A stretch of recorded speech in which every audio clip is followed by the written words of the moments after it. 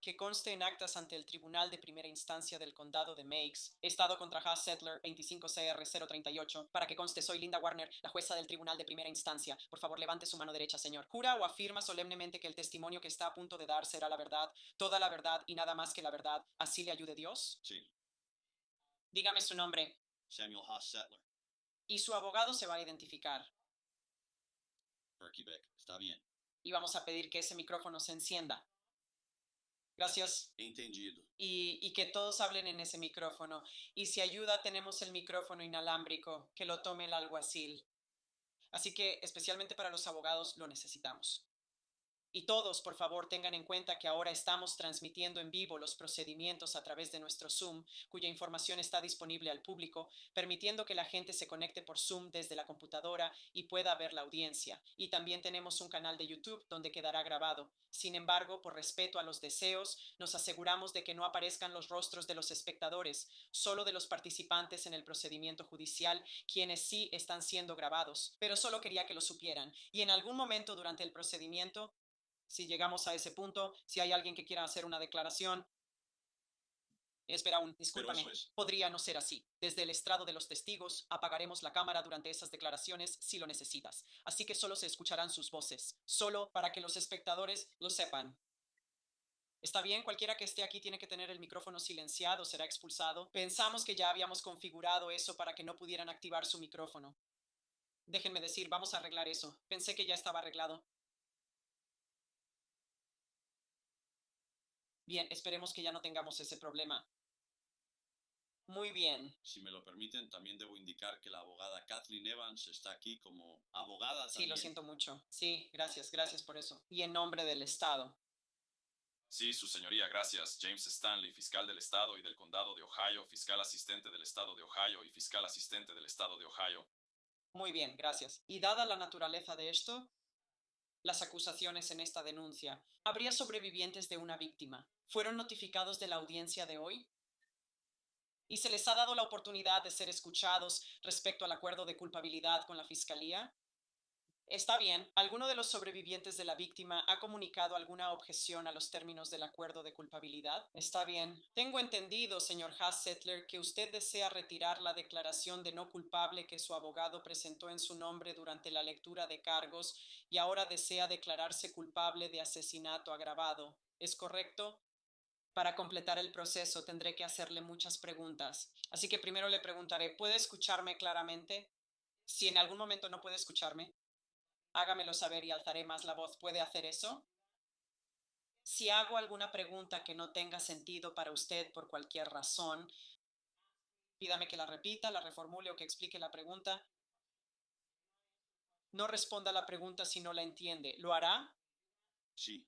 Y esto me lleva al punto en el procedimiento. Teníamos un intérprete preparado para el juicio conjurado solo por precaución, pero como hoy vamos a formalizar la declaración de culpabilidad y usted pasó mucho tiempo con él, está pidiendo que de alguna manera pospongamos esto para que el intérprete esté presente. Sí, no creo que necesitemos un intérprete para los fines de esta audiencia. He revisado todos los formularios de declaración de culpabilidad y otros formularios asociados con él palabra por palabra. Respondí cualquier pregunta que pudiera tener al respecto y le expliqué eso, incluso aquellas sobre las que no hizo preguntas. Gracias por eso. Entiende que usted habría tenido derecho a tener un intérprete, ya que el inglés no es su primer idioma, sino que el alemán de Pensilvania es su primer idioma. ¿Entiende que tendría ese derecho? Sí. Según lo que acaba de decir su abogada, entiendo que estaría dispuesta a renunciar a ese derecho y proceder hoy sin un intérprete. ¿Es correcto? Sí. Está bien. ¿Y tienes alguna dificultad para entender algo de lo que te estoy preguntando? No. Si durante la audiencia tienes alguna pregunta, ya sea porque dije algo y lo dije de una manera que no estaba segura de lo que quise decir, como mencioné antes, o si simplemente te hace pensar, quiero hablar con mi abogada antes de continuar. Solo avísame y detendremos el proceso. Te dejaremos salir de la sala y hablar en privado con tus dos abogadas. Así que avísame si en algún momento necesitas hablar con tus abogadas. ¿Lo harás? Sí. Y necesito que sigas respondiendo todas las preguntas en voz alta con palabras completas, en inglés, porque eso es lo único que entendemos aquí, la mayoría de nosotras. Y que lo hagas porque estamos grabando todo. ¿Lo harás? Sí. Está bien. ¿Hay algo preliminar por parte del Estado? No, su señoría, gracias. Por parte de la defensa. No, su señoría. Gracias. Gracias. Diga su nombre completo, incluyendo su segundo nombre, si tiene. Samuel L. Hochstetler. ¿Y qué significa la L? Supongo que Levi. Así se llama mi papá. Ok, ¿y cómo se escribe eso?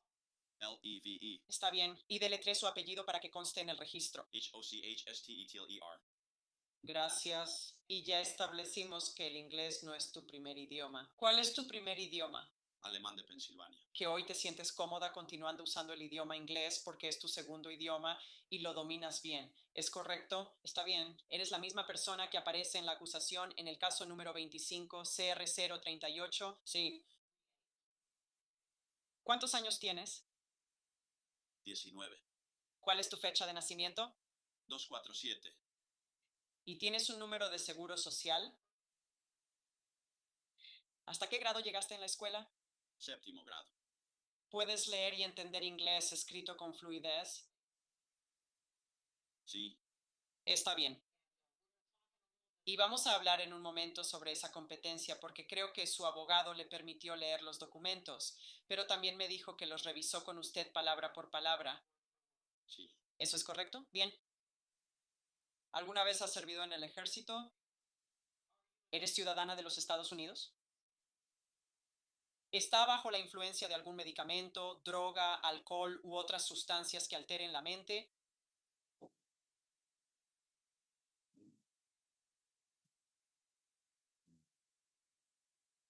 Su señoría, en todo caso, él ha tomado algunos antibióticos, pero no serían de ninguna manera sustancias que alteren la mente. Está bien, gracias por eso. Me alegra que haya pedido una aclaración, porque si está tomando algo, eso es lo correcto. Ese es el tipo de cosas que quiero que haga. Pregúntele a su abogada si tiene alguna duda sobre la pregunta. Así que gracias, pero los antibióticos no son un problema. ¿Algo más? No que yo sepa.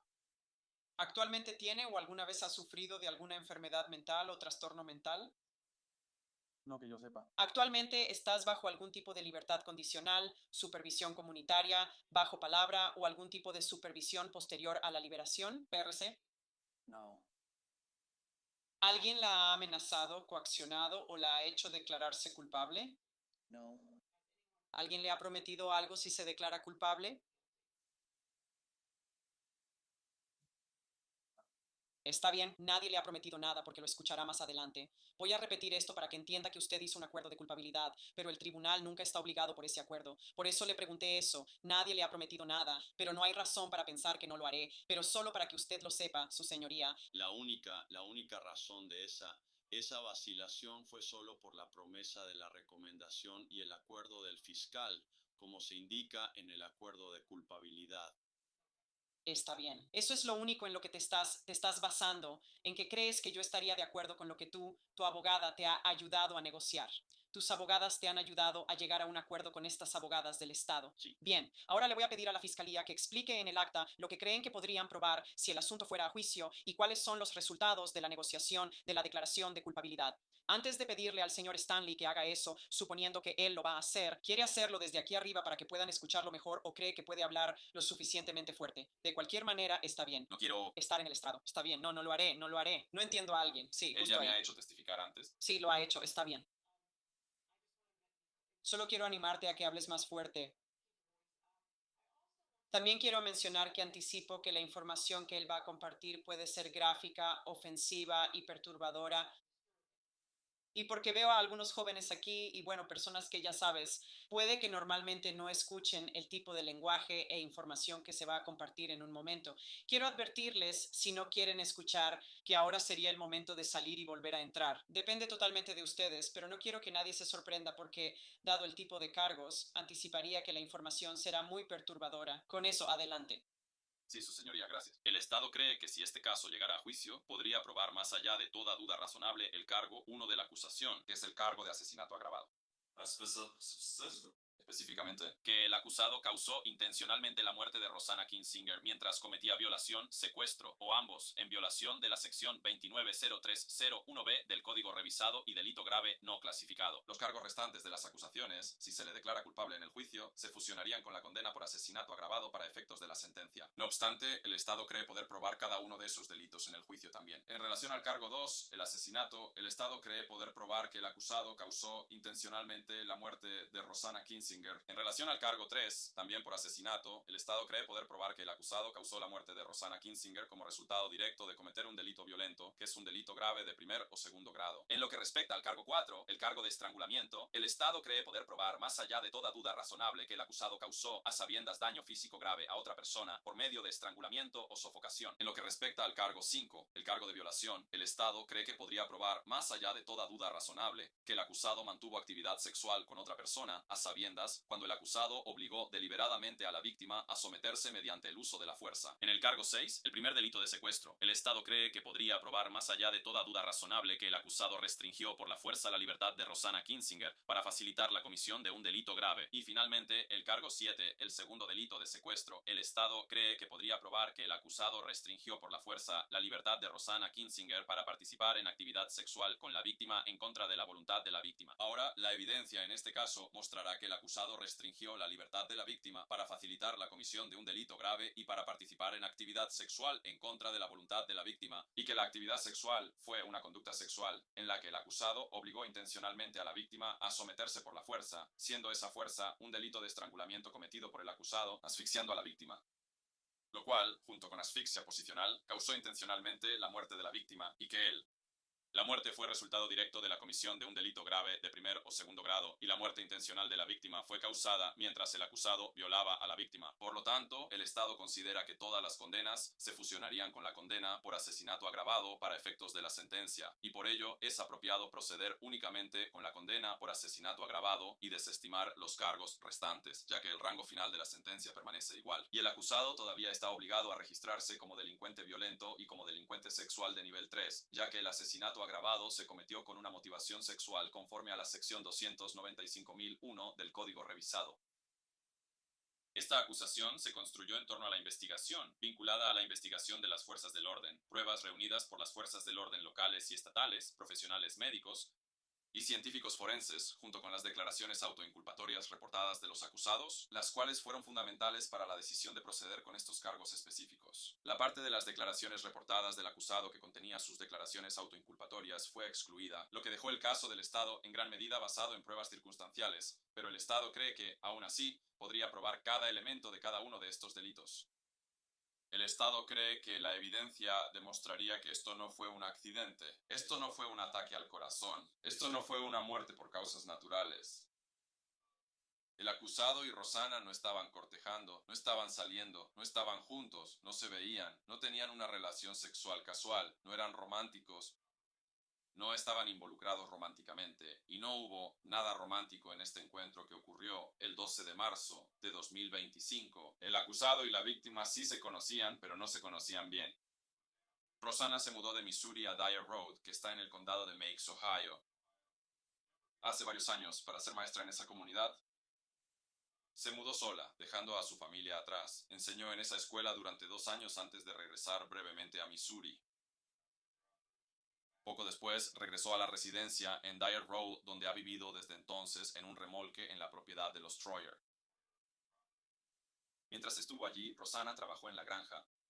Hacía canastas y jabones y hacía otras cosas para ganarse la vida. Ella tenía conductores que la llevaban a donde necesitaba ir, quienes la conocían bien y se convirtieron en sus amigos, y serían testigos en este caso si llegaba a juicio. No mucho después de que Rosanna se mudó definitivamente al condado de Meigs, su familia se mudó de Missouri para unirse a ella en esta comunidad y se mudaron a una granja en New Liner Road, donde todavía viven hoy en día. Rosanna tenía 28 años al momento de su muerte. Durante 2024, el acusado se mudó de Kentucky a la comunidad en Dyer Road y vivió en la casa de los Troyer, que está directamente frente a la residencia de Rosanna en Dyer Road. Se quedó ahí hasta alrededor de la Navidad de 2024. Se quedó ahí unos meses, regresó a Kentucky y luego volvió alrededor de la Navidad de 2024. Y él tenía 18 años cuando Rosanna fue asesinada. Los dos tuvieron algunas interacciones, y los testigos declararían sobre eso. El Estado cree que la evidencia mostraría que a Rosanna no le agradaba particularmente el acusado. Ciertamente, no tenía ningún sentimiento romántico hacia el acusado en absoluto. Rosanna fue vista con vida por última vez durante la noche del 12 de marzo de 2025 Cuando ella y otros, incluido el acusado, estaban trabajando para terminar un invernadero en la propiedad, colocando plástico sobre la estructura, Rosanna tenía planes de cultivar tomates en ese invernadero durante el verano pasado. Aunque los dos realmente no se comunicaron durante ese tiempo, los testigos declararían que observaron al acusado comportándose de una manera que creen que era para presumir ante Rosanna o intentando coquetear con Rosanna. Después de que terminó su trabajo en el invernadero, se fue y fue a la casa de un vecino donde recogió su ropa del tendedero y luego regresó a su casa. Al día siguiente, un chofer llegó a su residencia para llevarla a algún lugar como lo habían planeado, pero Rosanna no abrió la puerta. El perro de Rosanna seguía atado al porche, lo cual era inusual. El chofer se dio cuenta de eso, pero no le dio mucha importancia y se fue. Durante el día, otros en la comunidad se dieron cuenta de que Rosanna estaba desaparecida. No se presentó a trabajar, no se unió a los demás para el almuerzo o la cena como a veces lo hacía. Así que empezaron a preguntar por su paradero. Moe Troyer llamó al conductor para preguntar si ella seguía con él, y el conductor le informó que ella nunca estuvo con él ese día. Después de eso, Moe Troyer fue a la casa de Rosanna para ver cómo estaba. La puerta principal estaba cerrada con llave, sin embargo, la puerta trasera estaba sin seguro, así que entró a la casa por la puerta trasera. Una vez dentro, se sorprendió al encontrar a su cabra ahí. Ella no tenía la cabra en la casa. Es muy inusual que una cabra estuviera ahí. Él y otros después especularían sobre cómo la cabra llegó ahí. El Estado cree que cuando el acusado entró o salió de la propiedad, así fue como la cabra entró ahí. Pero mientras estaba ahí, después de notar a la cabra, llamó a Rosanna. Rosanna no respondió. Caminó hacia su habitación. La puerta de su habitación estaba abierta y fue cuando la vio. Ella estaba desnuda e inclinada sobre su cama. Se acercó a ella y la sacudió para ver si seguía viva, pero de inmediato supo que estaba muerta. Así que retrocedió, salió y les contó a los demás lo que había descubierto. Entre los demás estaba el acusado. Mientras Mo y los otros ancianos se preguntaban a quién llamar, el acusado sugirió que él debería llamar al forense. Moe llamó a esa conductora y le contó lo que había pasado, lo que había encontrado. La conductora le dijo que llamara al 911. Él sí llamó al 911. Poco después, dos señoras entraron a la casa con una manta para cubrir a Rosanna. Iban acompañadas de dos caballeros porque tenían miedo. Tenían miedo de entrar solas a la casa, pero su cuerpo fue cubierto en ese momento para proteger su privacidad. Mo decidió que los padres de Rosanna debían enterarse de esto de inmediato, así que envió a unos muchachos para darles la noticia. Entre ellos estaban, creo, los hijos de Enos Troyer y el acusado.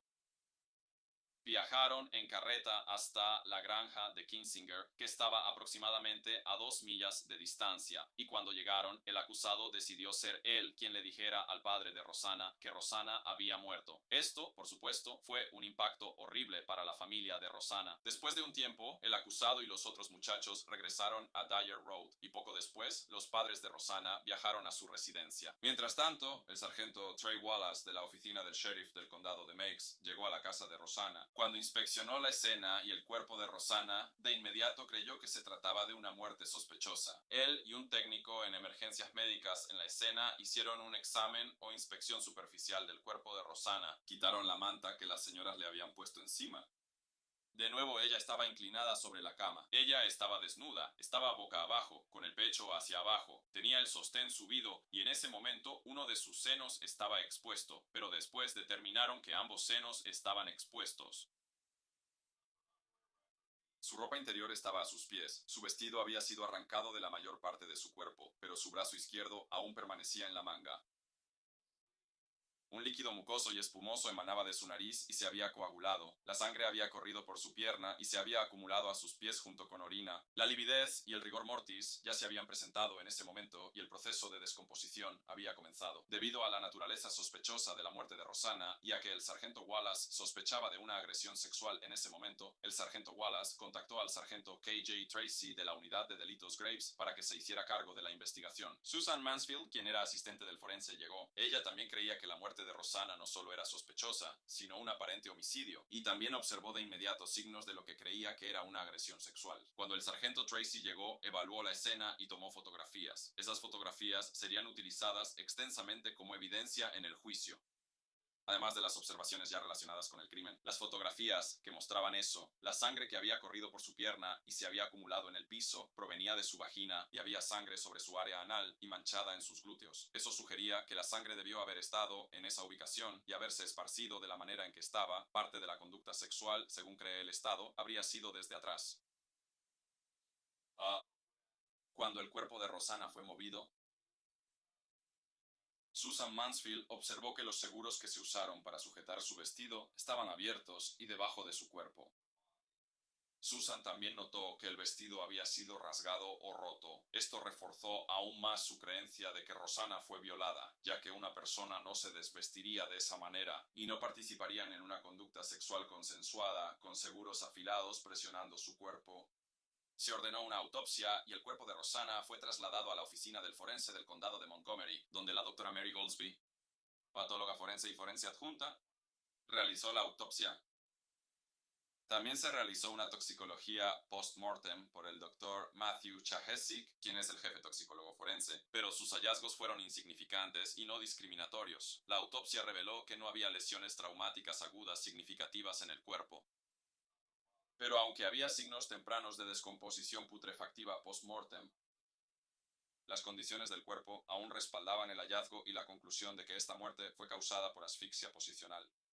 Los factores que respaldan esa conclusión incluían congestión vascular de la cabeza y el cuello, lo cual puede ser causado cuando una fuerza externa corta el flujo sanguíneo y la sangre no puede salir de la cabeza y el cuello hacia el resto del cuerpo. Congestión vascular pulmonar y edema bilateral, así como líquido sanguinolento de color púrpura en los pulmones, lo cual también puede ser causado por asfixia.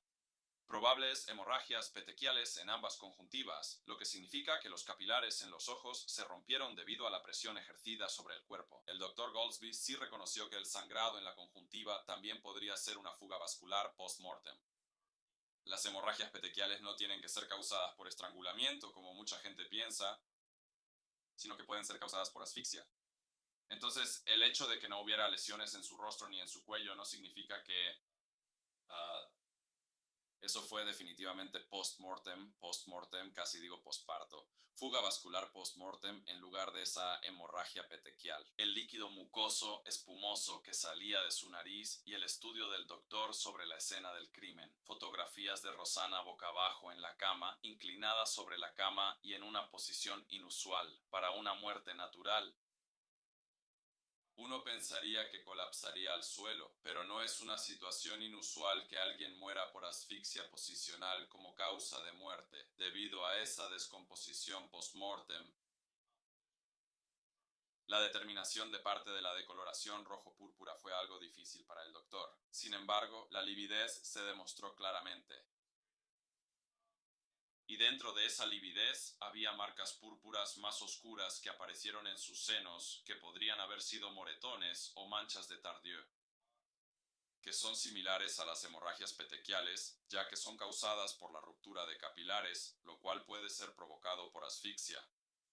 Y un examen interno de esas áreas reveló que había sangrado interno, lo que apoyaría la sugerencia de que eso fue una hemorragia en lugar de simplemente un moretón. El doctor encontró que ella no encontró ningún problema cardíaco.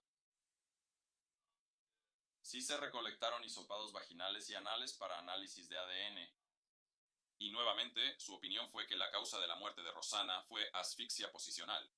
Fotografías adicionales tomadas por las autoridades antes del funeral de Rosanna mostraron grandes moretones en sus muslos y rodillas, que el Estado cree que estaban a la altura aproximada de la barandilla de la cama al compararlos con la posición en la que se encontró su cuerpo. Además, y de importancia, estaría el testimonio de dos de las señoras que indicarían que al día siguiente, cuando movieron la ropa de cama de la cama de Rosanna y sacudieron la cobija, su dentadura postiza inferior cayó de las cobijas.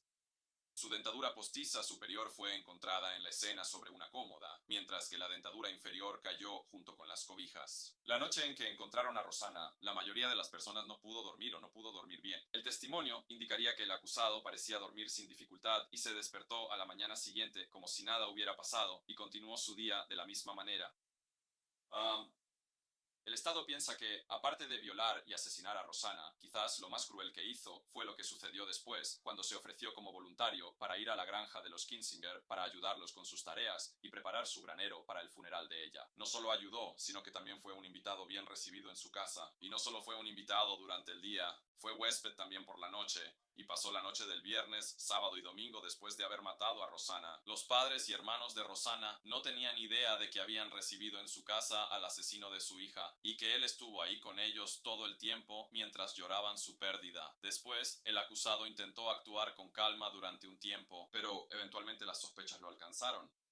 Algunas de esas sospechas serían mencionadas en los testimonios, incluyendo su falta de concentración en el trabajo, lo cual fue notado y considerado extraño y sospechoso. Su repentino plan de mudarse de regreso a Kentucky con menonitas u otros ex-Amish, lo cual era bastante sospechoso, especialmente por el momento en que lo hizo.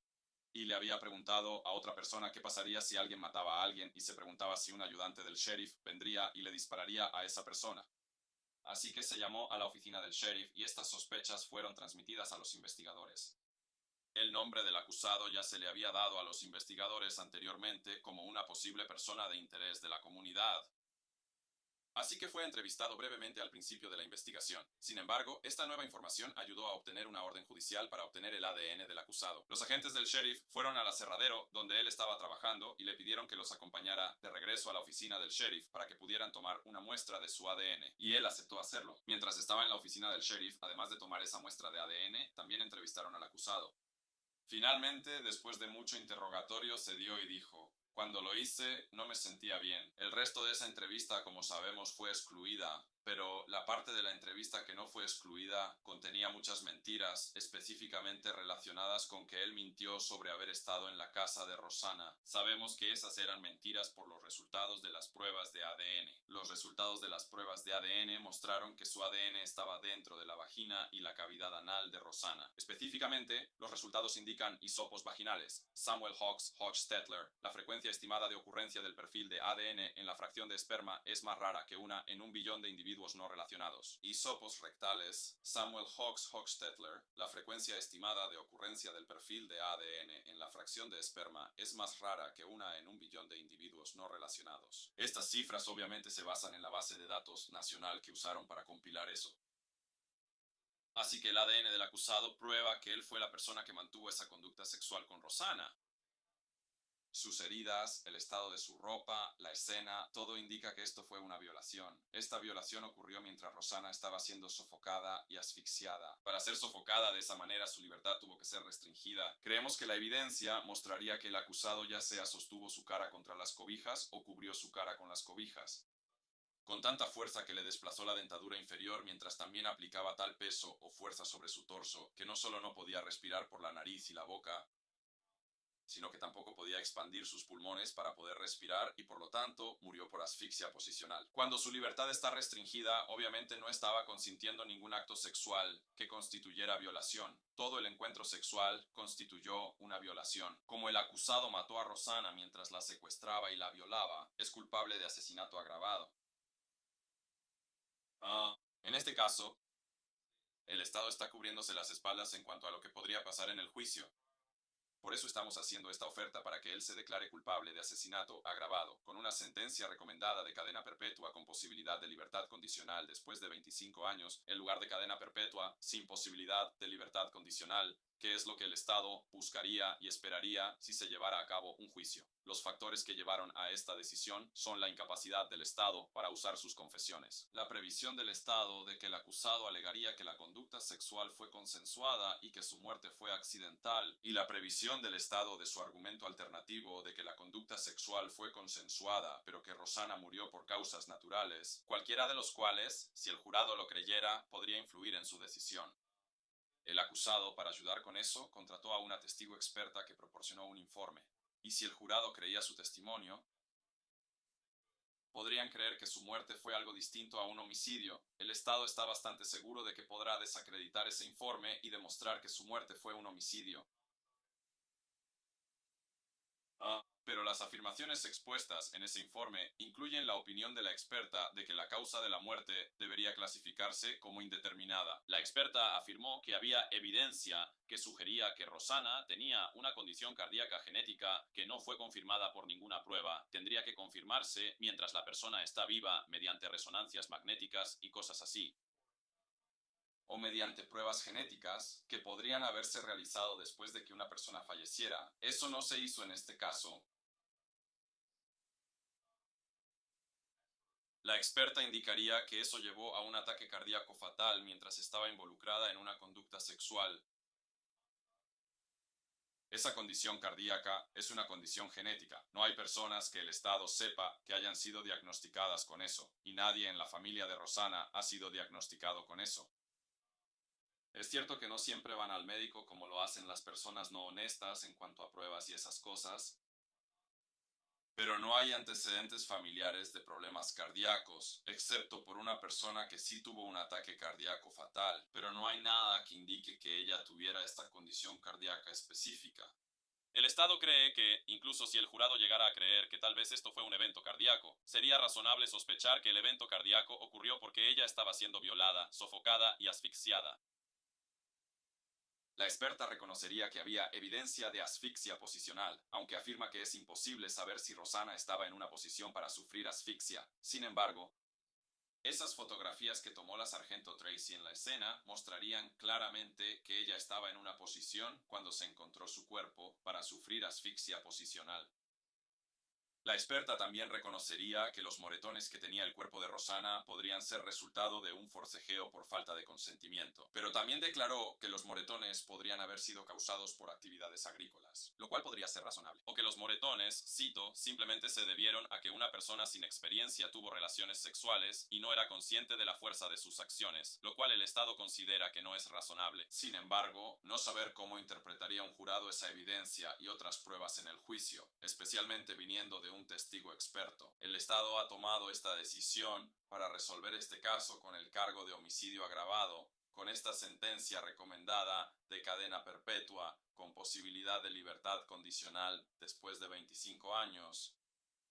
El Estado sí cree que podría probar cada elemento de cada uno de los delitos si procediéramos a juicio. Sin embargo, esta resolución evita que todos tengan que pasar por un juicio. Les ahorra a los testigos tener que soportar y revivir los dolorosos eventos de ese día y de los días, semanas y meses que siguieron. Preserva la dignidad, el respeto y la modestia de Rosanna, y está en línea con lo que creo que son los deseos y la voluntad de la familia de Rosanna y de su comunidad en general. Así que, de nuevo, esta resolución sí incluye que el acusado se declare culpable de homicidio agravado, y el Estado anticipa que él hará admisiones para respaldar una declaración de culpabilidad por ese delito. Una vez que haga eso, el Estado solicitará desestimar los cargos restantes en la acusación, incluidas las especificaciones.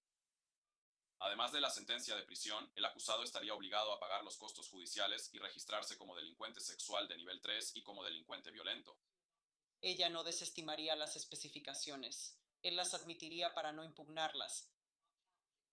Para ser registrado como delincuente sexual, así como delincuente violento, No, así que creo que se le puede exigir que sea registrado como delincuente sexual basado en su condena por asesinato agravado, ya que fue un delito cometido con motivación sexual. Y el asesinato agravado está específicamente definido como un delito violento. está bien. Así que la postura del Estado era que desestimaríamos todos los cargos, así como las especificaciones. Está bien, no hay problema y no hay objeción. Y usted cree que aún así, y usted estipula que aún así, él tendría que registrarse como depredador sexual, así como delincuente violento. Tendría que registrarse como delincuente sexual.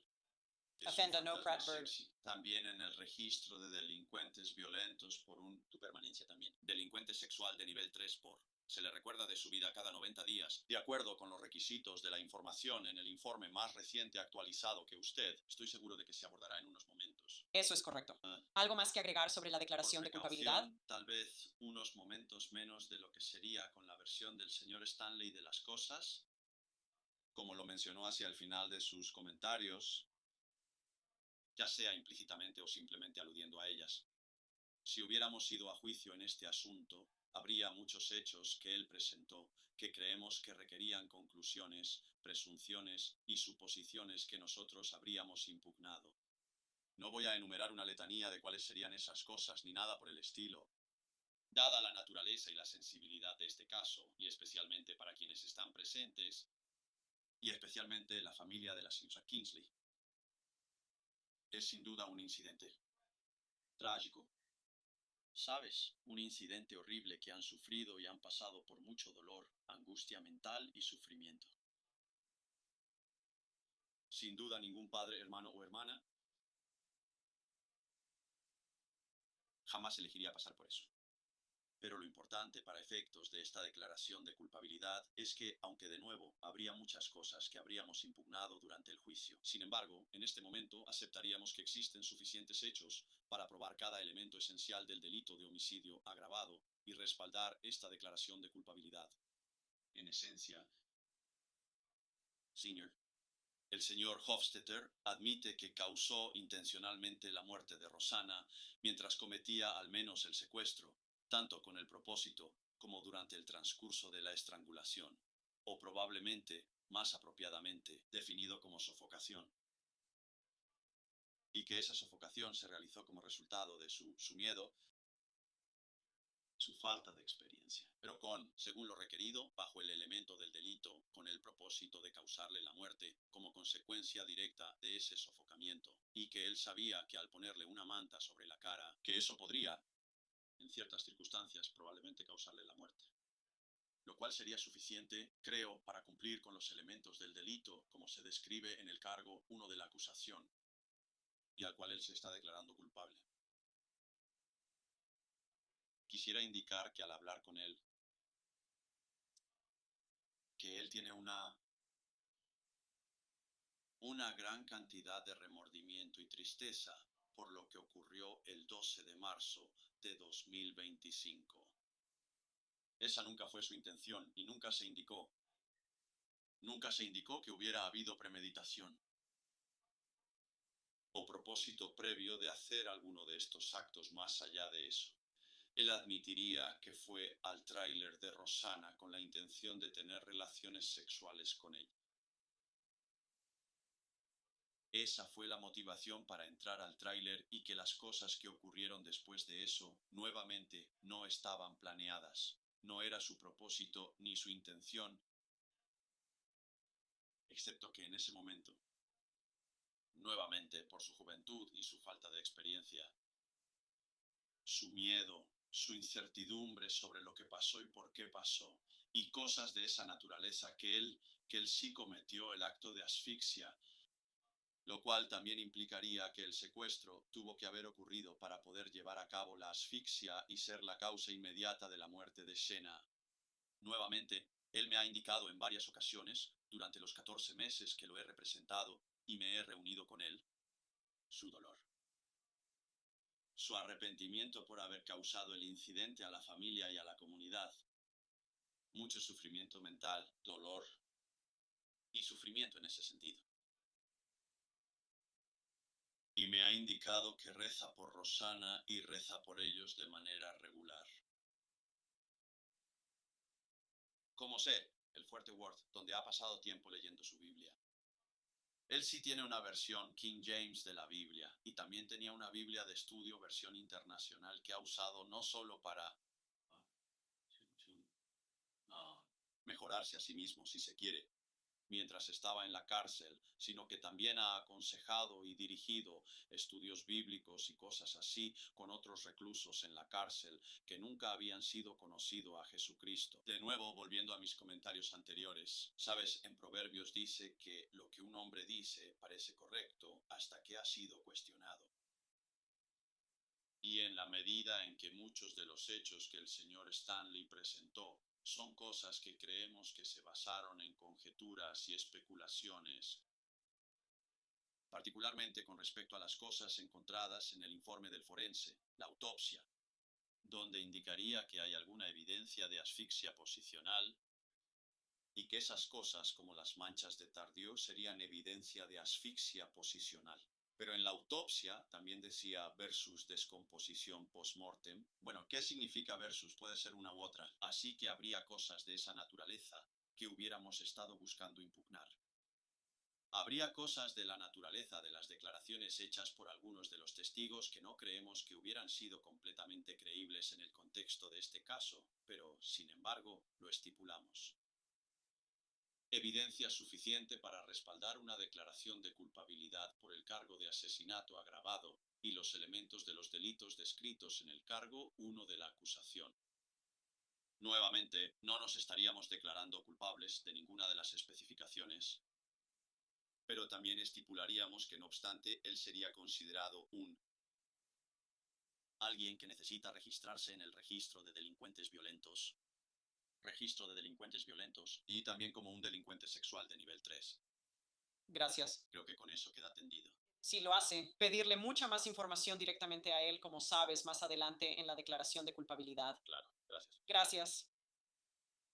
Señor Hostetler, el Estado ha leído para que conste en actas y su abogada ha respondido a ello. ¿Escuchó lo que se dijo? Sí. ¿Es esa la misma información que su abogada discutió con usted antes de nuestra audiencia? ¿Hubo algo diferente? No lo creo. ¿Faltaba algo?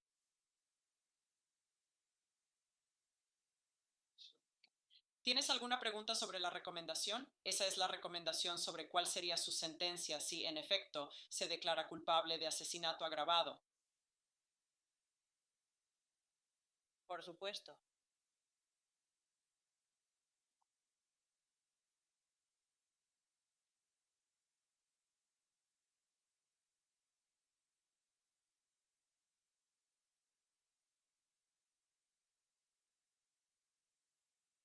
¿Has leído el acuerdo de culpabilidad?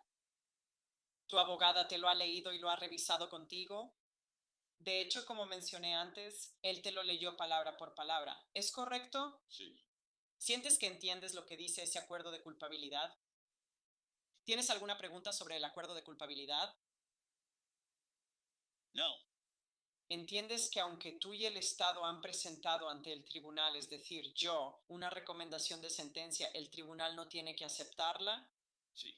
Ahora, sabiendo que el tribunal no está obligado a seguir las recomendaciones del acuerdo de culpabilidad, ¿aún desea continuar? Sí. ¿Entiende que esta es una sentencia recomendada o acordada conjuntamente entre usted, con la ayuda de sus abogados y el Estado de Ohio? Sí. ¿Entiende lo que eso significa? Sí.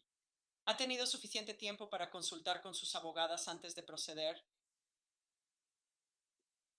¿Sus abogadas han respondido todas sus preguntas? Sí. ¿Ha revisado la evidencia, la acusación formal y otros documentos legales con su abogada? Sí. Señor Stanley, ¿el Estado de Ohio ha revelado todo el material exculpatorio de Brady? Sí, su señoría lo hicieron. Señor Hostetler, ¿está satisfecho con su abogada? Sí. ¿Entiende que las acusaciones contenidas en la acusación formal son sobre lo que usted hizo el 12 de marzo aproximadamente del año 2025 en el condado de Meigs y el estado de Ohio, que cometió el delito de asesinato agravado y que Samuel L. Hostetler causó intencionalmente la muerte de otra persona y su nombre ha sido omitido para proteger su privacidad? Mientras cometía, intentaba cometer o huía inmediatamente después de cometer o intentar cometer secuestro, violación, incendio agravado, incendio, robo agravado, robo, allanamiento agravado, allanamiento, allanamiento de morada en una vivienda, cuando una persona está presente o es probable que esté presente, terrorismo o fuga, y violación de la sección 29 3.1b del Código Revisado de Ohio, siendo un delito grave no clasificado. Sí. ¿Tiene alguna pregunta sobre los elementos de ese delito? ¿Entiende que si se declara culpable de este delito, estará haciendo una admisión completa de que cometió los hechos alegados en el cargo 1 de la acusación formal? ¿Entiende que si se declara culpable, el tribunal dictará un fallo de culpabilidad en su contra y procederá a dictar sentencia de inmediato?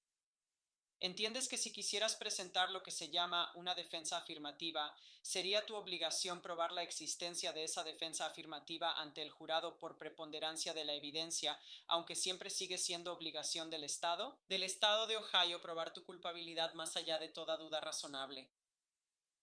Eso es un poco complicado. Hay dos estándares diferentes.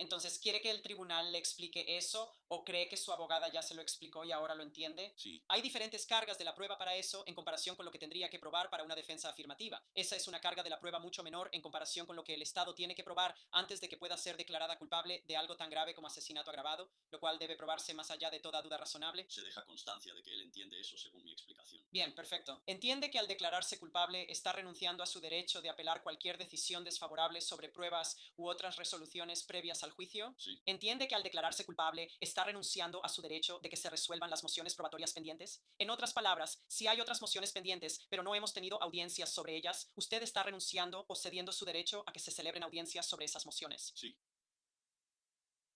¿Entiende las penas que podrían imponerse por este delito de asesinato agravado?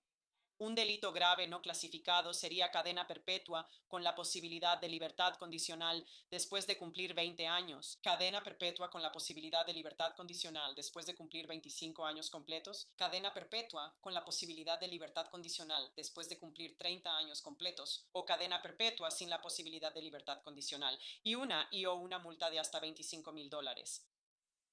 Sí. Entiende que al declararse culpable de asesinato agravado, el tribunal está obligado o es obligatorio que se le sentencie a un periodo de encarcelamiento dentro de esos rangos. En otras palabras, si se declara culpable, sabe que va a ir a prisión. Es obligatorio. De acuerdo, entiende que no será, que de ninguna manera es elegible para una sentencia de supervisión comunitaria o libertad vigilada. Sí. Entiende que tampoco sería elegible para cosas como una liberación judicial u otros programas de liberación anticipada. Sí. ¿Se busca alguna restitución? No vi nada en los documentos. No, Su señoría. señor Hostetler, entiende que, a menos que se le exima de ellos, el tribunal le ordenará pagar los costos judiciales. Sí. Entiende que su declaración de culpabilidad no puede ser aceptada por el tribunal a menos que comprenda que está renunciando a derechos constitucionales importantes. ¿Los derechos constitucionales?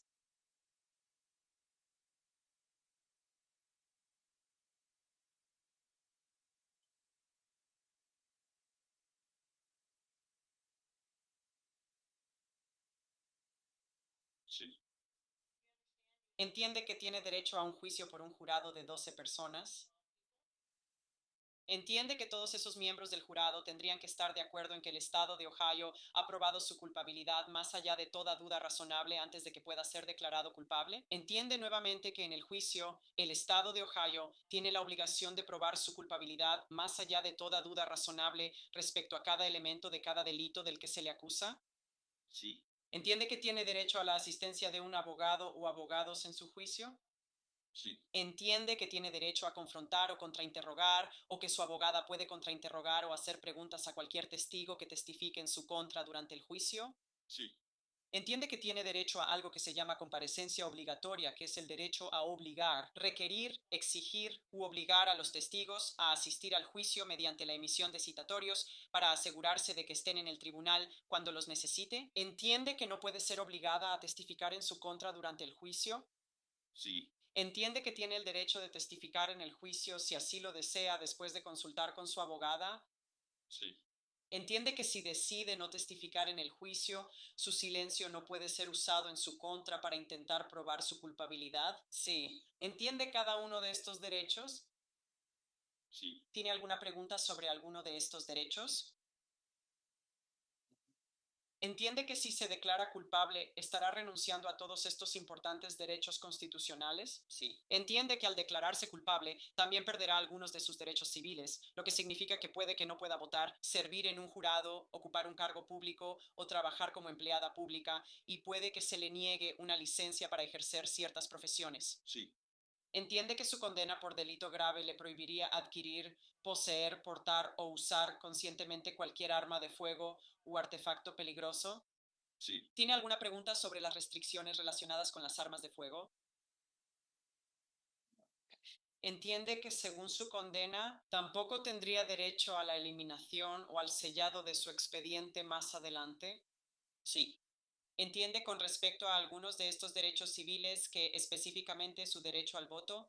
Será suspendido durante cualquier periodo de encarcelamiento, pero se restablecería al ser liberada de la reclusión. Si eso sucede, incluso si todavía está en libertad condicional, bajo supervisión posterior a la liberación o bajo supervisión comunitaria. Entiende, sin embargo, que el registro de votantes se cancela al ser condenada y que tendría que volver a registrarse antes de poder votar. ¿Entiende? Su derecho a servir como jurado o a ocupar un cargo público no se restablece a menos que o hasta que reciba una liberación final de la Autoridad de Libertad Condicional para Adultos o haya completado todas las sanciones impuestas como parte de la supervisión posterior a la liberación o de la supervisión comunitaria. Sí, Entiende que se le prohibiría hacer circular o firmar cualquier petición de nominación, registros de votantes, solicitudes o peticiones de iniciativas en la boleta electoral. sí, ¿Entiende cada una de estas consecuencias sobre sus derechos civiles? ¿Entiende que si alguna multa, costas judiciales, restitución u otra sanción financiera ordenada en relación con esta condena permanece sin pagar, el Estado de Ohio puede impedirle registrar un vehículo motorizado o transferir su título como un intento de que la cantidad adeudada se pague en su totalidad? sí, ¿Entiende eso? Si usted tiene alguna licencia profesional en Ohio, incluyendo, sin limitarse a, una licencia para ejercer la medicina, enfermería, derecho, farmacia, trabajo social, consejería, enseñanza o para servir como oficial de paz, esta condena sería reportada a la autoridad que le otorgó la licencia, lo que podría afectar su capacidad para mantener dicha licencia. sí, Entiende que una declaración de culpabilidad constituye una admisión completa y que los hechos que está admitiendo hoy podrían ser usados en su contra en cualquier demanda civil posterior presentada por la familia de la víctima. sí, Entiende que la familia de la víctima conserva el derecho de demandarla por separado en un juicio civil por daños compensatorios, incluyendo facturas médicas, daños a la propiedad, salarios perdidos y dolor y sufrimiento, así como daños punitivos por conducta intencional, maliciosa o atroz. La restitución ordenada por el tribunal no impide que la familia de la víctima busque daños adicionales en una acción civil. ¿Entiende eso? ¿Tiene alguna pregunta sobre las responsabilidades civiles?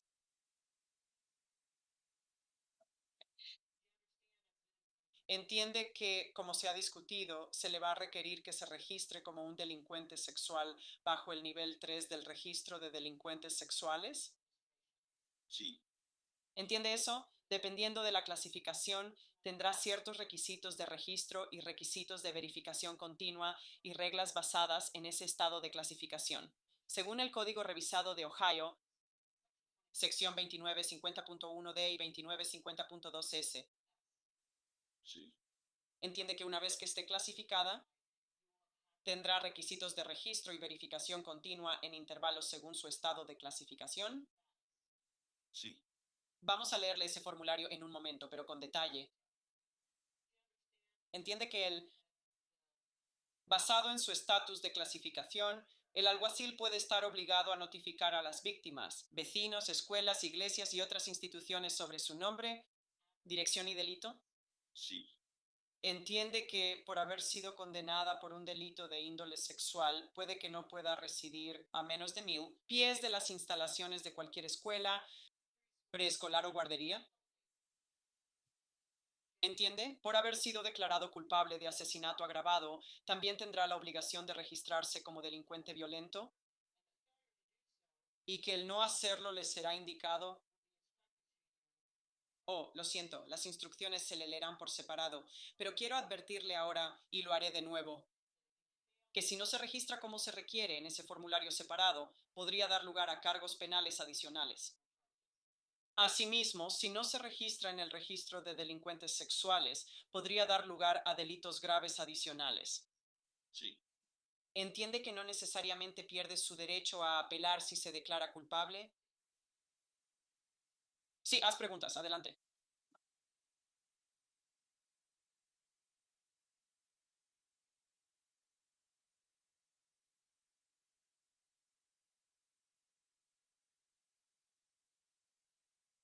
Sí, ¿Entiende que dependiendo del resultado de este caso hoy, usted podría tener el derecho de apelar la decisión de este tribunal? sí, Entiende que cualquier apelación en un caso penal debe presentarse dentro de los 30 días después de que se le dicte sentencia. Sí. Entiende que si no puede pagar un abogado o el costo de una apelación, el tribunal puede asignarle un abogado para que le ayude y cubrir el costo de su apelación, incluyendo la preparación de la transcripción con fondos públicos.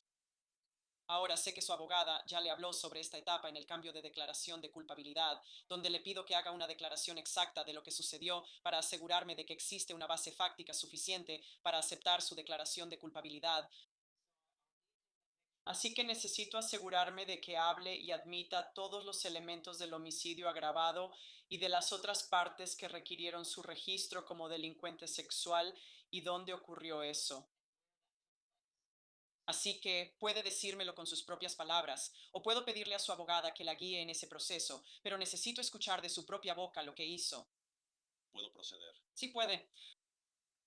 Y Samuel, su señoría, alrededor del 12 de marzo de 2025, ¿entró usted a la residencia de Rosanna Kinsier? Sí. ¿Y entró usted a su residencia con el propósito de tener relaciones sexuales con ella? Sí. ¿Y de hecho tuvo relaciones sexuales con ella? Durante el transcurso de las relaciones sexuales con ella, ¿le cubrió la cara con una manta o de alguna otra manera empujó su cara contra una botella? ¿Hubo algo que restringiera su respiración y que la mantuviera ahí en contra de su voluntad? Sí. ¿Y al hacerlo, era entonces su propósito, o sabiendo que al hacerlo, que eso podría y probablemente causaría su muerte? Sí. Y en ese momento, por cualquier razón, miedo o incertidumbre o no entender las cosas, ¿era entonces su propósito causar su muerte a través de ese proceso de asfixia? Sí. Creo que eso aborda cada uno de los elementos. ¿Y dónde ocurrió esto? ¿Dónde ocurrió esto? ¿Sabía la dirección? No puedo recitar la dirección. Está en, lo recuerdo, 30. En Meads. ¿Y en qué condado es eso? En el condado de Meigs. Gracias. Bien, entonces todos están satisfechos. Hemos cubierto los elementos. Gracias, gracias, señor. Sí. Mucha miseria. Señor Hostetler, ¿tiene alguna pregunta para el tribunal antes de que continuemos? No. ¿Quiere hablar más en privado con sus abogados antes de que continuemos?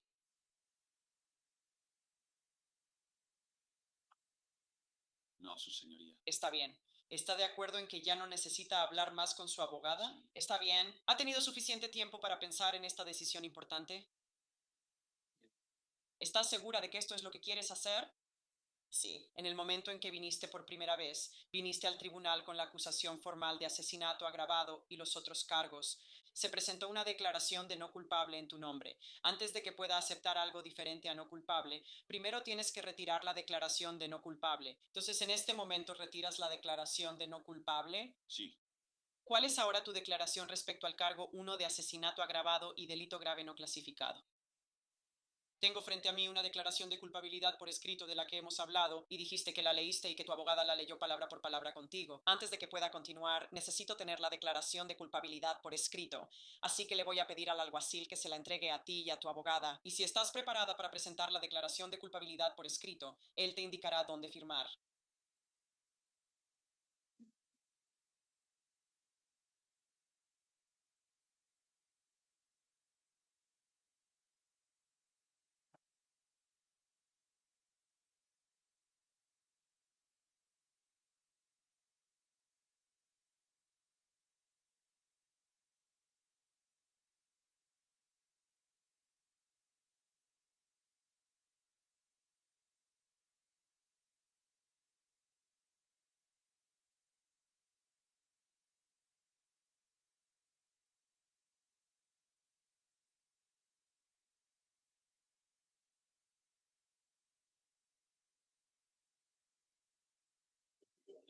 Sí, ahí, además de la declaración de culpabilidad, hay una renuncia al juicio conjurado y un reconocimiento de derechos. Esa es la página que sigue. Así que si quieres renunciar al juicio conjurado y estás reconociendo tus derechos, firmarías donde el señor McVeigh está indicando.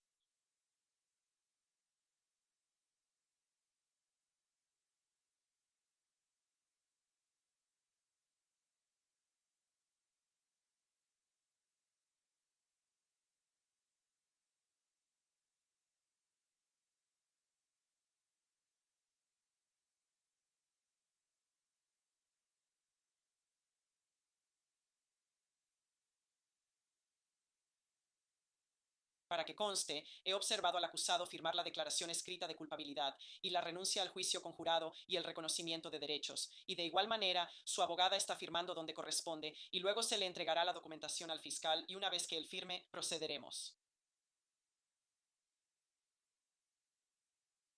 Gracias.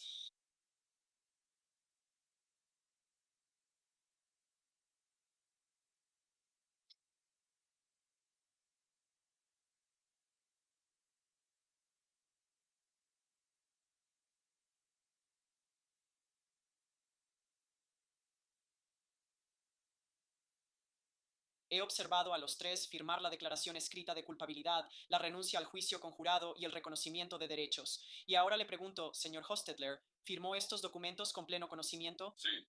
¿Con pleno entendimiento y voluntariamente? Por lo tanto, que conste en actas que usted ha firmado. La acusada ha firmado estos documentos de manera consciente, inteligente y voluntaria, y ha retirado su declaración previa de no culpable, y ahora ha presentado y ofrecido una declaración de culpabilidad por el delito de homicidio agravado, un delito grave no clasificado. El tribunal determina que la acusada ha sido informada de todos sus derechos constitucionales, que entiende la naturaleza del cargo, el efecto de la declaración de culpabilidad, así como las posibles penas que podrían imponerse. Por lo tanto, el tribunal acepta la declaración de culpabilidad de la acusada y la declara culpable del delito de homicidio agravado. Un delito grave no clasificado es un delito grave no clasificado y sentenciado, y específicamente dice que es una violación del artículo 29, 3.1b. Y con ese hallazgo, entonces creo que el Estado puede presentar una moción. Sí, su señoría, el Estado solicitaría desestimar los cargos restantes de la acusación, que son los cargos 2, 3, 4, 5, 6 y 7, así como las dos especificaciones. ¿Y alguna objeción a eso? Ninguna objeción. Asimismo, ahora el tribunal está dictando el veredicto de culpabilidad. Con eso, entonces el tribunal está preparado para proceder a la sentencia como el Estado. Sí, Su señoría, soy la abogada defensora. sí, su señoría. Señor Hostetler, ¿tiene algo que decir sobre por qué la audiencia de sentencia no debería llevarse a cabo en este momento? No. La postura del Estado respecto de la sentencia es la siguiente. Su señoría, el Estado le pediría al tribunal que adopte el acuerdo de las partes, que él sea sentenciado a cadena perpetua con la posibilidad de libertad condicional después de 25 años, que se le cobren los costos, que se le requiera registrarse como delincuente violento y como delincuente sexual de nivel 3. Gracias. Y dada la naturaleza de este cargo, por supuesto, habría familiares de la víctima. Y en este momento que alguien quiere hacer una declaración o leer alguna declaración o acercarse, si es así, ciertamente puedo apagar las cámaras. Según entiendo, después de hablar con las personas antes de que esto constara en actas, es que nadie en ese momento deseaba hablar. ¿Y los seguidores de Rosana? Que solo leíste la carta en privado. En privado, ¿de acuerdo? ¿No quieres que se lea en el acta? Está bien, entonces sí.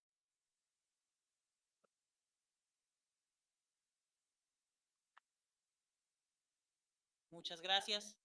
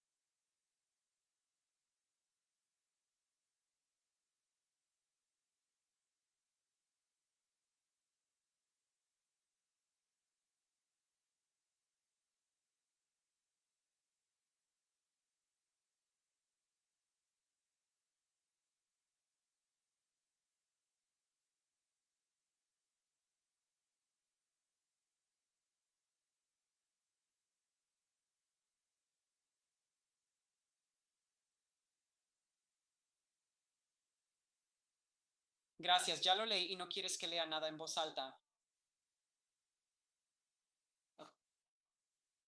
Está bien, agradezco tus palabras muy bien dichas, muchas gracias. Con eso entonces, abogada defensora. Su señoría, seré breve en mis comentarios, considerando que ya hice algunas declaraciones editoriales anteriormente cuando hablábamos sobre los hechos del caso. Y sé que este caso se ha prolongado más de lo que muchas personas del lado del Estado en la sala del tribunal, particularmente la familia Hensiker y la comunidad Amish, podrían haber preferido. Pero lo que les pediría que entendieran es que eso recae tanto sobre mis hombros como cualquier otra cosa, porque sí tengo la responsabilidad de representar a mi cliente hasta donde la ley lo permite y de impugnar cualquier evidencia que la Fiscalía pretenda presentar. Y se invirtió mucho tiempo y esfuerzo en identificar exactamente cuál sería la teoría del caso de la Fiscalía y qué defensas podríamos tener al respecto. ¿Qué evidencia podría haber que muchas personas conozcan? Porque recorrimos la comunidad e investigamos y hablamos con mucha gente, no solo en la comunidad Amish, sino también con otros que podrían haber sabido algo sobre este caso. Todo eso lleva una cantidad considerable de tiempo y sé que les hubiera gustado, por su propia tranquilidad, presentarse para confesar y admitir, arrepentirse y pedir perdón. Y créeme, durante los últimos 14 meses hubo muchas ocasiones en las que creo que él habría estado dispuesto a hacerlo. Pero yo le había estado indicando que no hablara con nadie sobre el caso, excepto con sus abogados, porque podría afectar negativamente nuestras obligaciones y nuestra responsabilidad de buscar el mejor resultado posible para él, sin importar cuáles sean los hechos y la situación. Y por eso nos tomó 14 meses llegar al punto en el que estábamos preparados para ir a juicio el lunes. Sí, el lunes. Como se indicó, había muchas cosas que habríamos tratado de impugnar en la presentación del caso de la Fiscalía, y creo que con cierto grado de credibilidad hubiéramos podido impugnar algunas cosas. Pero de nuevo, él ha aceptado la responsabilidad. Él me ha expresado remordimiento en muchas ocasiones y obviamente ha estipulado y hecho declaraciones aceptando suficientes hechos para probar cada elemento del delito por el cual se ha declarado culpable. Creo que el señor Hostetler podría tener algunas palabras que le gustaría decir. Más allá de eso, respetuosamente solicitaríamos al tribunal que siga la recomendación conjunta de las partes. Creo que el señor Stanley lo expuso muy bien y con suficiente claridad en sus comentarios al presentar su resumen del caso, que esto es lo mejor para la justicia. Y dado la manera en que un jurado pudo haber interpretado ciertos hechos o ciertas cosas como se presentaron, tiene perfecto sentido la sentencia que ha sido recomendada conjuntamente por las partes. Y respetuosamente le pediríamos al tribunal que siga esa recomendación. En cuanto a los costos judiciales, entendemos y estamos de acuerdo en que los costos judiciales se le asignen al señor Hostetler. Lo único que pediría es que la cobranza de esos costos se difiera hasta que él sea liberado y pueda ganar dinero y trabajar para pagarlos, para que esos costos se descuenten de su cuenta. No creo que él tenga más que contribuciones limitadas a sus cuentas para compras dentro de la prisión y cosas así durante los muchos años que estará en prisión. Y yo sugeriría que, al recaudar de su cuenta para compras dentro de la prisión, eso es tanto un castigo como para aquellas personas que buscan depositar fondos para que él pueda comprar jabón y pasta de dientes y algunas de las necesidades básicas de la vida que el ODRC no proporciona, en lugar de ser simplemente un castigo adicional para él y no tener fondos disponibles para gastar en ese tipo de cosas. Y le pediría al tribunal que lo tome en consideración por esas razones. Gracias. Bien, gracias, señor Hostetler. Ahora es el momento para que usted, si así lo desea, haga cualquier declaración en su favor o presente cualquier información para mitigar el castigo. Su abogada indicó que tal vez quiera hacer esa declaración para que los sobrevivientes puedan escucharla. Él puede venir aquí si lo desea, porque así podría mirarlo a los ojos y decirlo si quisiera.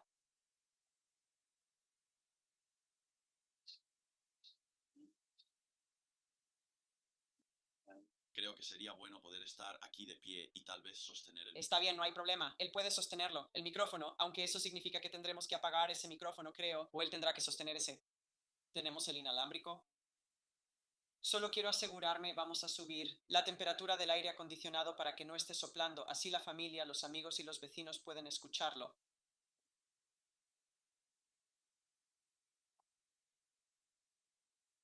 No sé si va a haber interferencia incluso con esa charla o no. Vamos a intentarlo. Inténtalo aquí. Está bien. Ahora, ¿quieres ponerte de pie?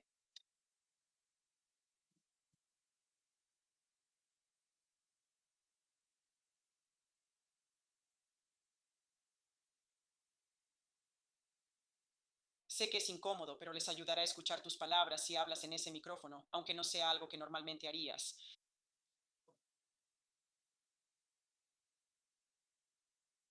Sí, yo lamento mucho todo lo que hice. Ojalá pudiera volver a esos días y hacer una vida diferente de lo que de lo que hice de mí mismo. Lamento todo el dolor que le causé a la familia. Espero que esto pueda ser algo más de cierre emocional para ellos.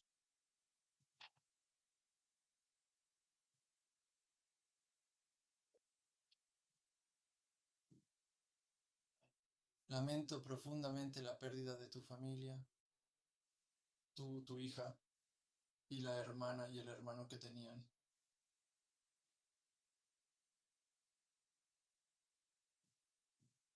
No sé cómo expresar completamente lo mucho que lo siento por todo esto.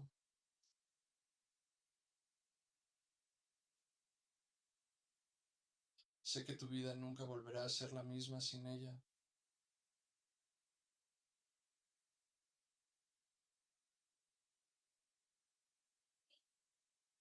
Pero espero que puedas estar con ella hoy en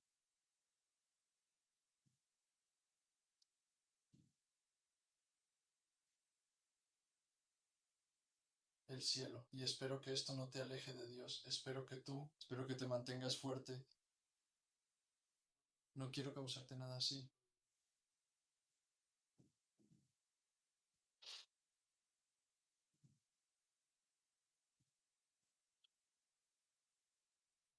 Espero seguir ayudándote a mantenerte fuerte. No sé qué puedo hacer para ayudarte, pero si hay algo que pueda hacer, espero que me lo hagas saber.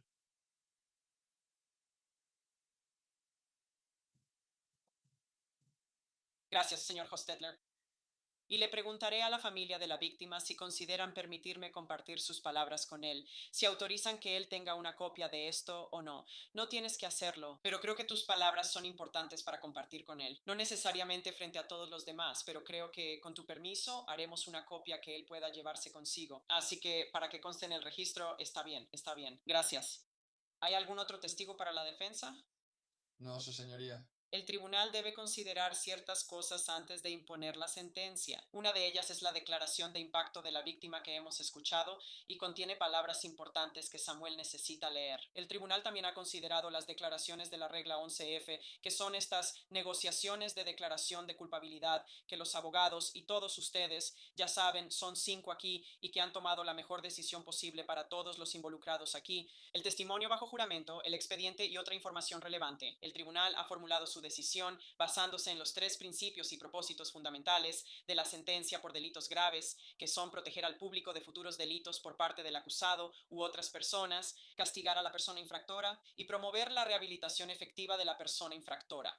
Utilizando las sanciones mínimas, el tribunal determina que se cumplen esos propósitos sin imponer una carga innecesaria a los recursos del gobierno estatal o local. Para lograr estos propósitos, el tribunal ha considerado la necesidad de incapacitar a la persona infractora, disuadir a la persona infractora, rehabilitarla y proporcionar la restitución de lo que se buscaba. El tribunal también se ha asegurado de que la sentencia no se base en ningún propósito no permitido. La sentencia es coherente con otros delitos similares cometidas por personas infractoras similares y la sentencia es proporcional al daño causado y al impacto sobre las víctimas.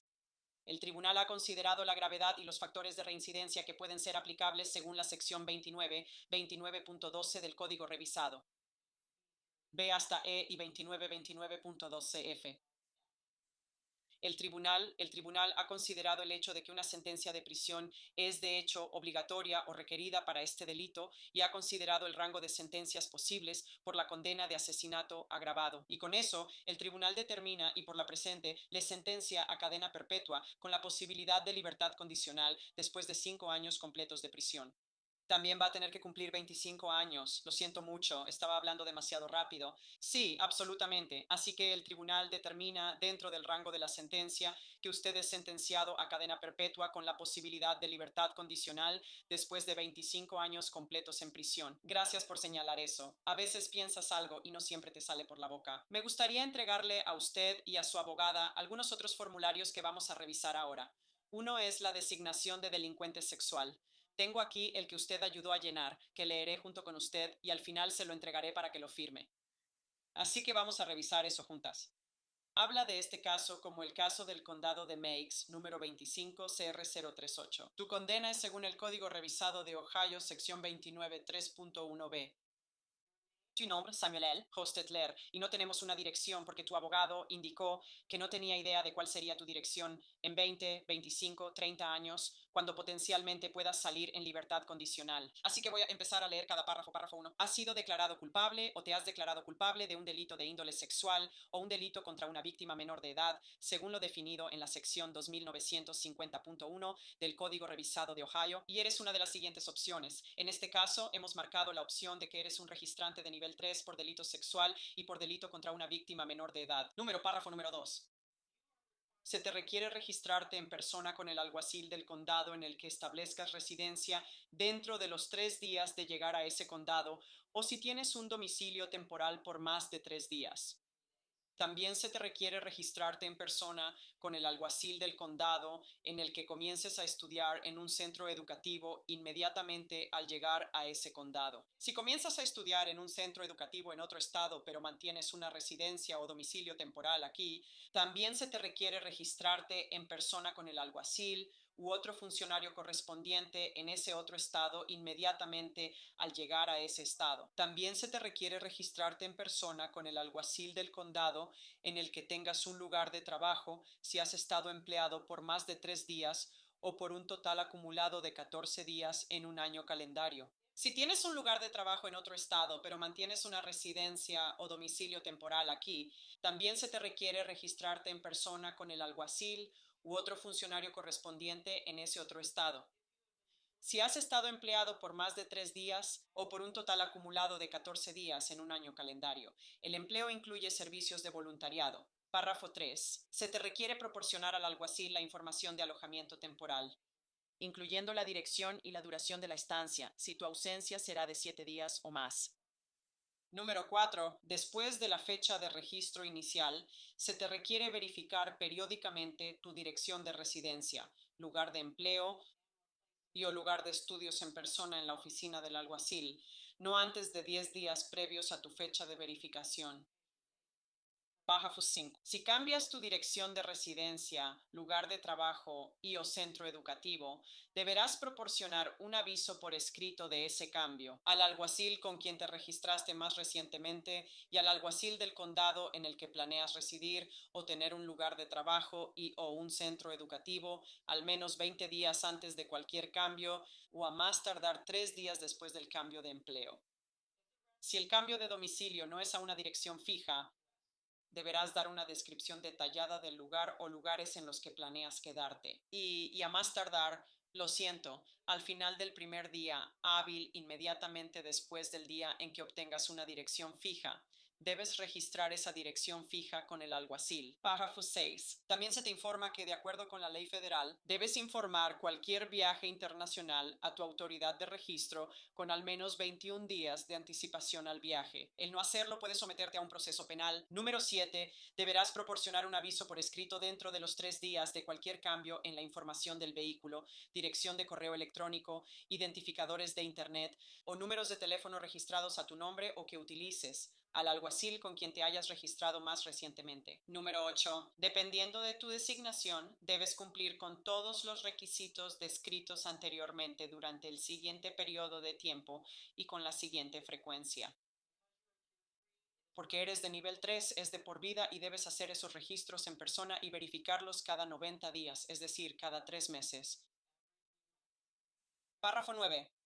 Dado que en este punto vamos a asumir que tu residencia estaría aquí en el condado de Meigs, deberás registrarte en persona a más tardar 3 días después de tu liberación con el sheriff del condado, quien se encuentra en el 104, calle East Second, número 104, Pomeroy, Ohio, o en cualquier condado en el que termines residiendo cuando seas liberada.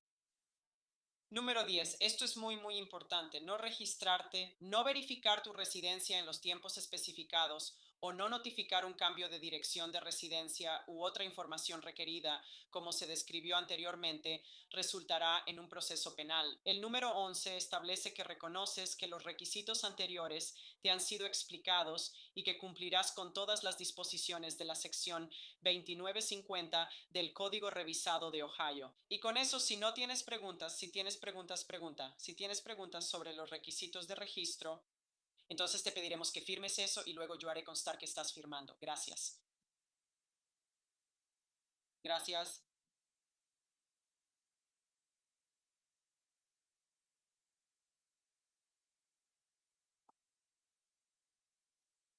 Su señoría quisiera indicar, mientras él firma, que cuando revisamos esto con él, antes de que comenzara la audiencia, también le indiqué que, según tengo entendido, es la práctica habitual del ODRC que antes de que él sea liberado, alguien revisaría esto con él, ya que eso podría ser dentro de muchos años. Y por supuesto, el oficial de libertad condicional que tenga en ese momento también revisaría esto con él, así que no tendría que recordarlas a partir de esta fecha. No lo creo, pero se le recordarán en el momento adecuado antes de su liberación. Gracias. Me alegra saber que eso sucede, pero sin embargo, él está reconociendo que se le han dado esos requisitos y que los entiende en este momento. Estoy de acuerdo contigo en que tener que recordarlos sería ciertamente complicado. Creo que lo firmé al pie.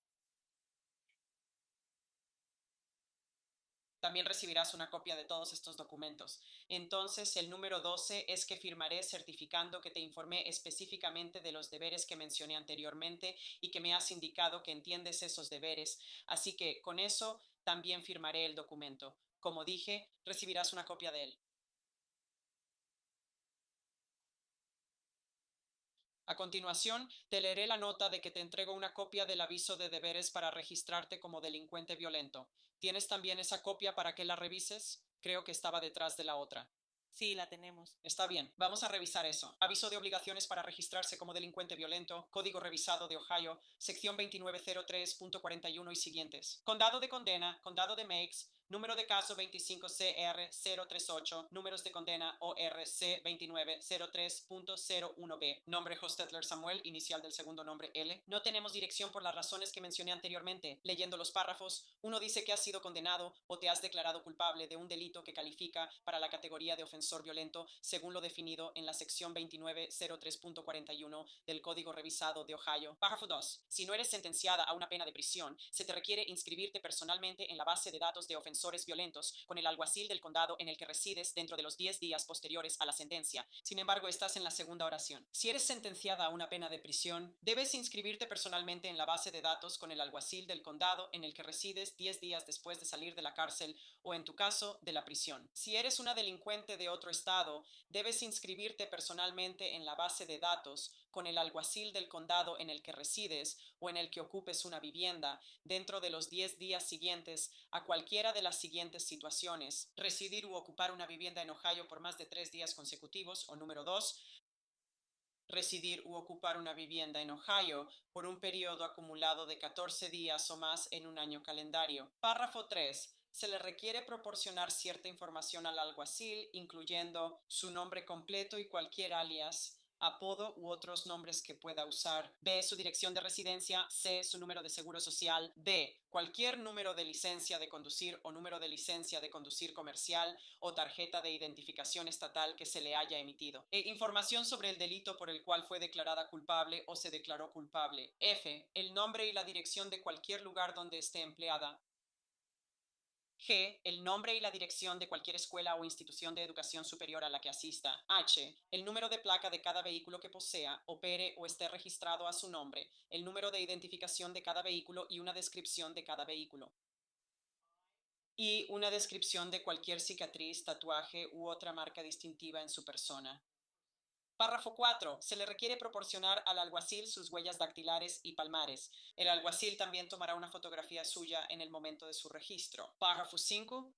Después de la fecha de inscripción inicial, se le requiere reinscribirse anualmente, lo que significa cada año. Debe actualizar y o modificar cualquiera de la información descrita anteriormente que haya cambiado y proporcionar cualquier información adicional requerida en la oficina del alguacil del condado dentro de los 10 días posteriores al aniversario de la fecha en que se inscribió inicialmente. Párrafo 6. Si cambia su dirección de residencia durante el periodo de inscripción de 10 años, deberá proporcionar un aviso por escrito de ese cambio al alguacil con quien se inscribió más recientemente y al alguacil del condado en el que tiene la intención de residir dentro de los 3 días hábiles posteriores al cambio de dirección. Número 7. Se le requiere cumplir con todos los requisitos descritos anteriormente por un periodo de 10 años, a menos que el tribunal que dictó su sentencia determine lo contrario, lo cual no haré. Así que es un periodo de 10 años. Párrafo 6. Ya que se espera que usted, al menos eso suponemos, para tener una residencia en el condado de Meigs, deberá inscribirse en persona a más tardar 10 días después de ser liberado en la oficina del sheriff del condado, que está ubicada, como dije, en el 104, calle East Second, Pomeroy, Ohio 45769. Párrafo 9. El no inscribirse o no verificar la residencia en los plazos especificados resultará en un proceso penal. Párrafo 10. Al reconocer que se le han explicado los requisitos anteriores y que usted entiende los requisitos, y que usted entiende que debe cumplir con todas las disposiciones de los artículos del capítulo 2903.41 hasta el 2903.44 del Código Revisado de Ohio. ¿Tiene alguna pregunta sobre sus obligaciones de registrarse como delincuente violento? Y nuevamente le pediré al oficial de sala que le lleve este formulario para que lo firme y luego yo lo firmaré. Gracias.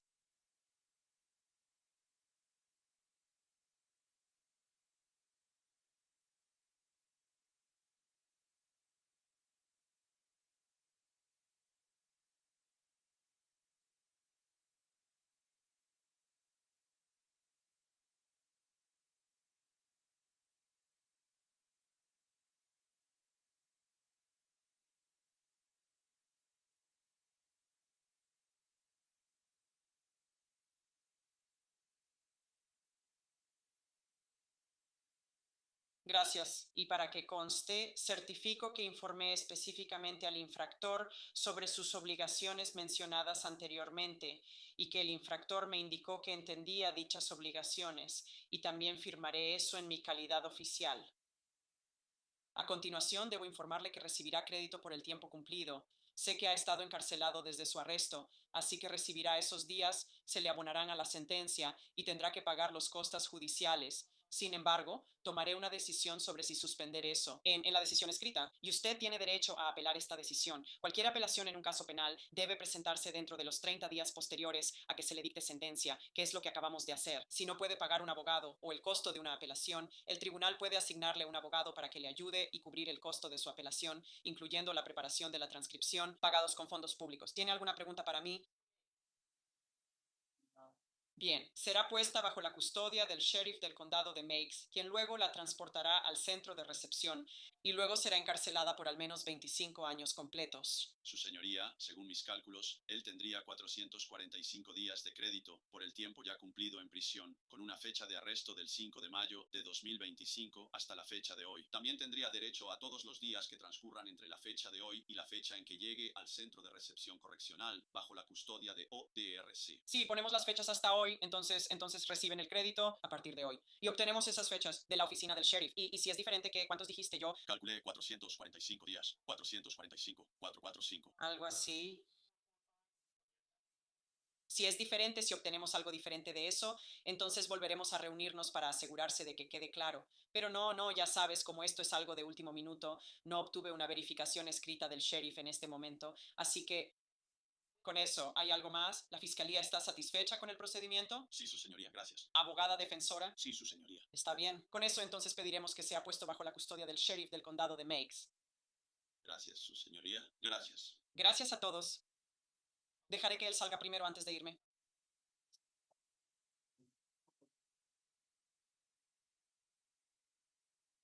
Y como indiqué, agente Chubb, y me gustaría entregarle una copia de la declaración de impacto de la víctima para que la lea. Sí, Su señoría, dejaremos la parte legal para el final.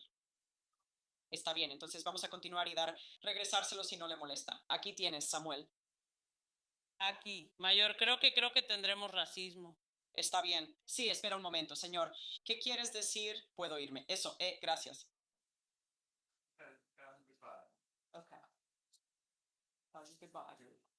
Señor, gracias. Y de nuevo también tiene mis condolencias. Todos de pie, por favor.